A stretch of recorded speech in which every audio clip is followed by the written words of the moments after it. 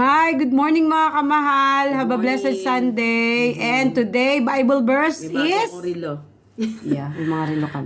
John 1 verse 4. In him was life, and the life was the light of men. So in him, it means in Jesus Christ there is a life, and the life was light of the men. Ang buhay ng nakakapanginoong Jesus ay liwanag ng sangkatauhan. Kumbaga, without Jesus, when you are in darkness time sa buhay mo, parang walang buhay, 'di ba? Parang ang hirap lutasin ng isang problema. But when you are in Jesus Christ, may Panginoong Jesus ka, there is life. Na alam mo ba yung minsan na kahit in the darkness time ng buhay mo, kahit na yung in the midst of trial, if you have Jesus Christ in your